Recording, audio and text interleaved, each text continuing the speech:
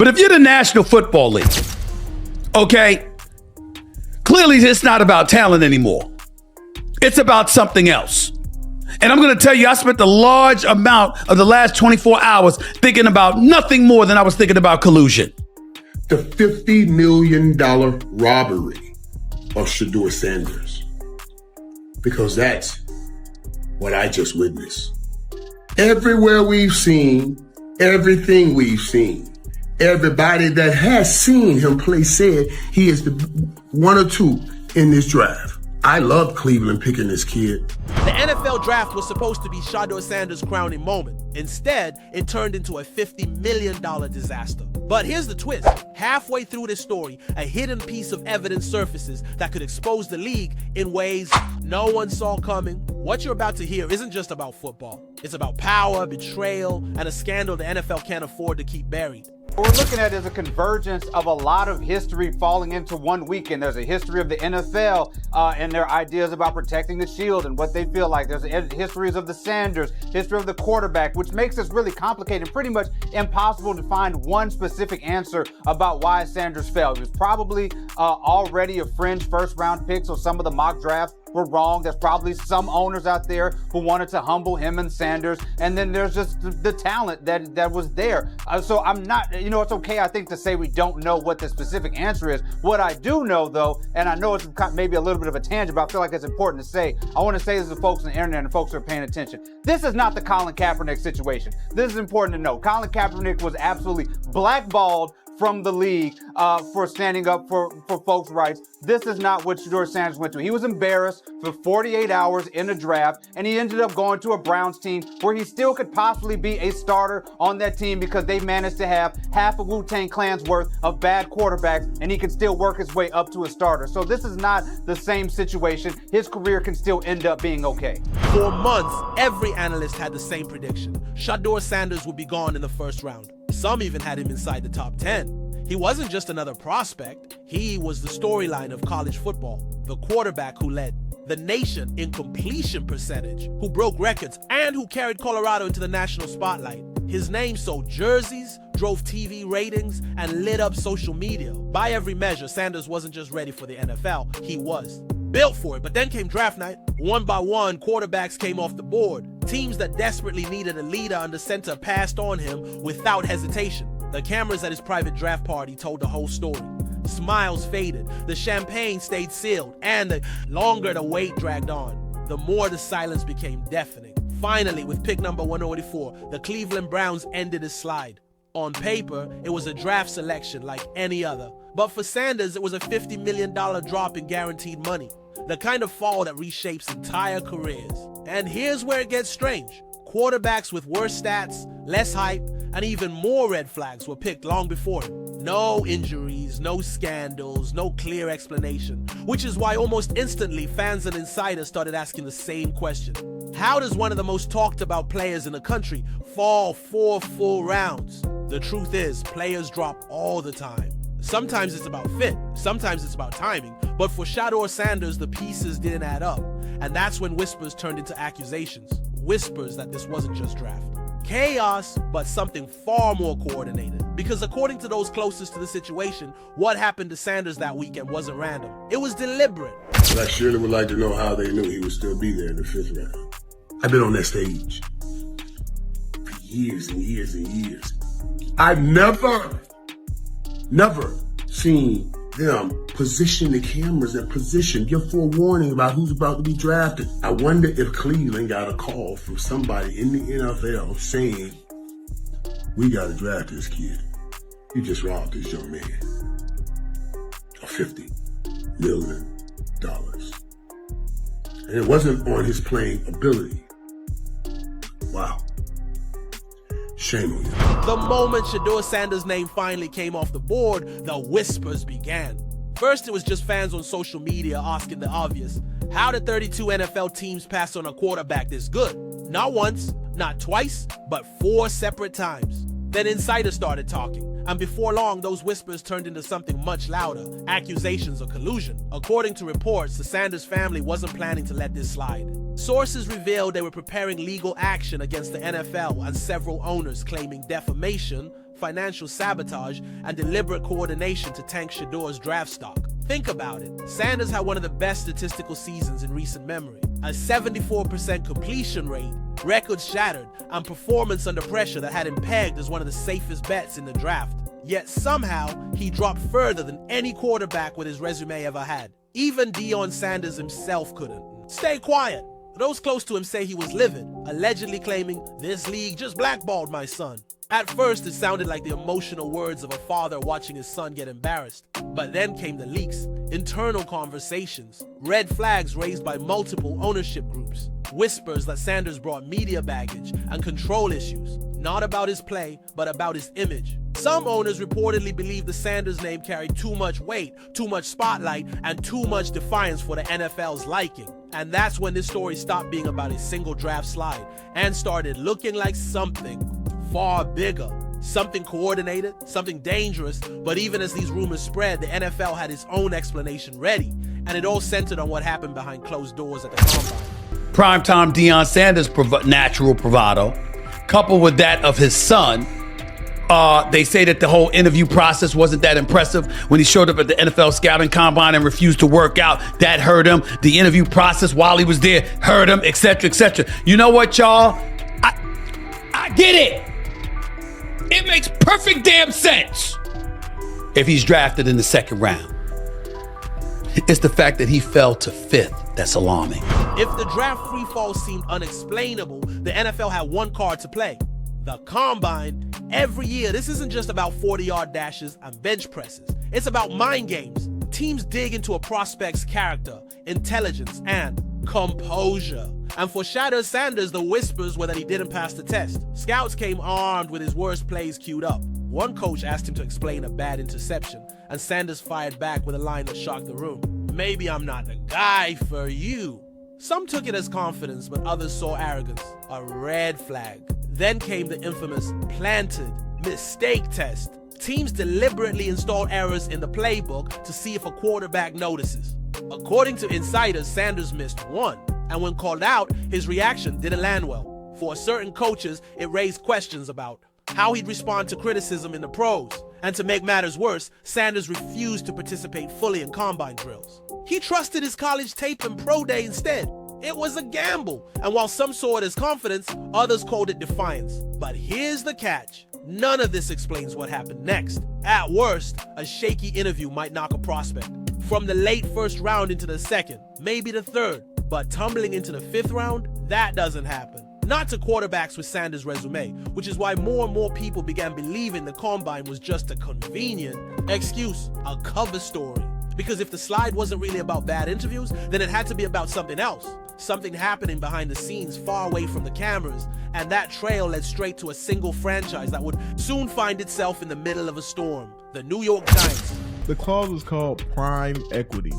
This clause gives Sanders a percentage of revenue generated from merchandise, sponsorships, and promotions linked to his name and likeness. That's what they said. It wasn't that his character was stupid. It was trying He's too smart. Yeah, that's why he got picked so far back, because apparently his agents wanted this clause. Behind closed doors, the whispers were louder than ever. According to people close to the Sanders camp, some NFL owners weren't just skeptical of Shadur's skills, they were wary of his name. Because when you draft Shadur Sanders, you're not just drafting a quarterback, you're drafting the spotlight, the media circus, and day-on primetime Sanders, a father who has never been afraid to speak his mind. Insiders claim that during Super Bowl week, Dayon's bold comments raised eyebrows across the league. He made it clear his family would have a say in where Shadur landed, just like Eli Manning did years ago when he refused to play for San Diego. But instead of respecting that confidence, owners allegedly saw it as defiance. Whispers of control issues and media baggage began circulating. Some executives supposedly warned each other off Sanders privately, saying his presence could challenge the Shield. The league's image of total control, and in a league where perception often matters as much as performance, that was enough to make some front offices nervous, but it didn't stop there. As the draft approached, rumors of back-channel conversations between owners began to surface. Quiet agreements, subtle nudges. The kind of behind-the-scenes politics that never appear on TV but shape entire careers. And then, after the draft, one franchise escalated everything The New York Giants didn't just pass on Sanders, they allegedly tried to justify it in the most damaging way possible by leaking a piece of his private pre-draft interview, a move that didn't bury Sanders. Instead, it lit a firestorm. He says, this is exactly what he says. I'm told the footage of Shadur Sanders meeting with the Giants is so bad that both the Browns and the Sanders family have threatened legal action if it is. What happened next took the controversy from whispers to full-blown chaos. Weeks after the draft, the New York Giants did something unheard of. They leaked a clip from Shadur Sanders' private pre-draft interview. The video was short, heavily trimmed, and showed Sanders looking frustrated, even dismissive. To the Giants, it was the justification for why they'd passed on him. But to fans and analysts, it looked like something else entirely, a smear job. Because here's the thing, draft interviews are guarded like state secrets. Teams don't just accidentally leak them for one to make it into the public. Someone had to want it out there. And the question was obvious. Why? Social media exploded. Twitter lit up with calls to drop the full tape. TikTok creators mocked the Giants for showing a half story, while Reddit threads accused the team of sabotaging Sanders' image to save face. Fans weren't convinced this was about performance. To them, it looked like politics. And then came the backlash. Instead of burying Sanders, the leak backfired spectacularly.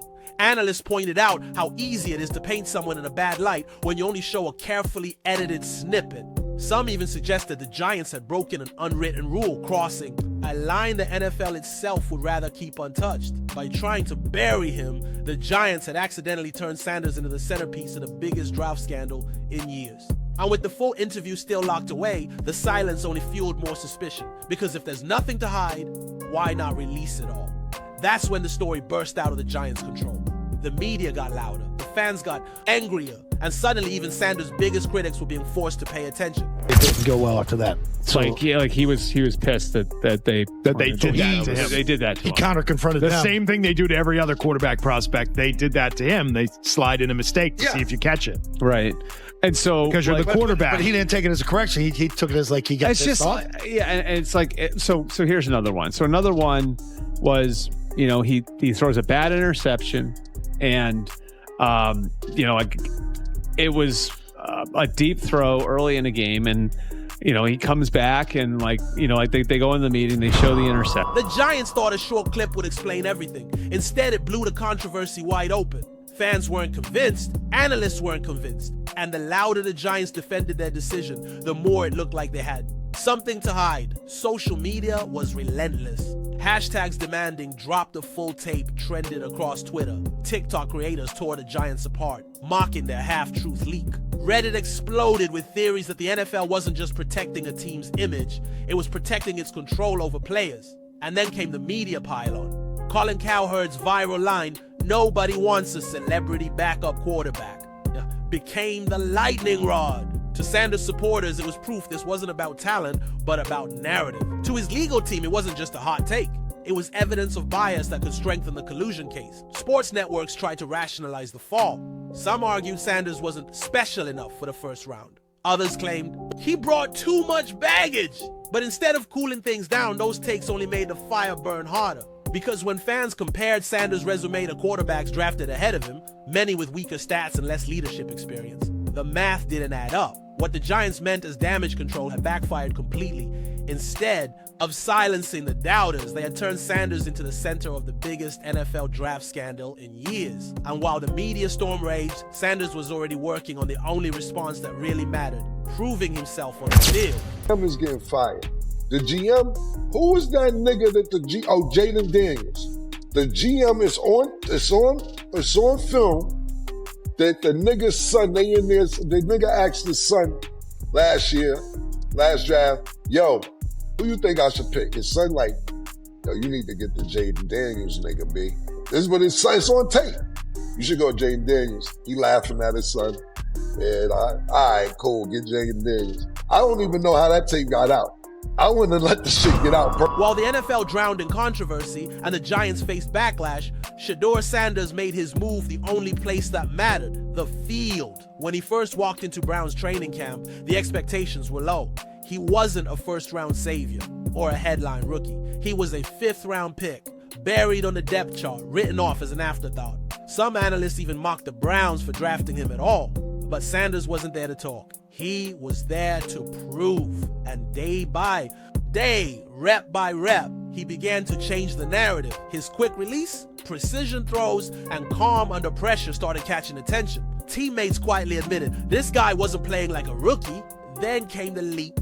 Sanders worked his way past Dylan Gabriel, climbing into the backup role. And soon after, the unthinkable happened. He was given first-team reps. Suddenly, the same player who had been humiliated on draft night was competing for a starting job in Cleveland. Even his loudest critics flipped their stance. Mary Kay Cabot, who had once dismissed him as a fourth-stringer, went public with him. A reversal. She praised his growth, his poise in interviews, and the way he commanded the huddle. Sanders had earned her respect. And in the NFL, that kind of turnaround doesn't happen by accident. Fans in Cleveland, desperate for a true franchise, quarterback began rallying behind him. Clips from practice went viral. Local media started asking if Sanders was the future of the Browns. And for the first time since draft night, the story wasn't about what he lost. It was about what he was building, but the redemption arc wasn't. The end of the story. Because as Sanders rose in Cleveland, the legal battle off the field was heating up, and the league's secrets were getting harder to keep buried. Another moment, what they do during the film and the combine and the meetings is teams will install mistakes intentionally planted in the install, and they want you to catch them. Shadur didn't, and when a coach called him out, once again, it didn't sit well. It's like, bro, there's not many teams needing quarterbacks, especially since Pittsburgh appears to have a deal with Aaron Rodgers and Tennessee's getting Cam Ward.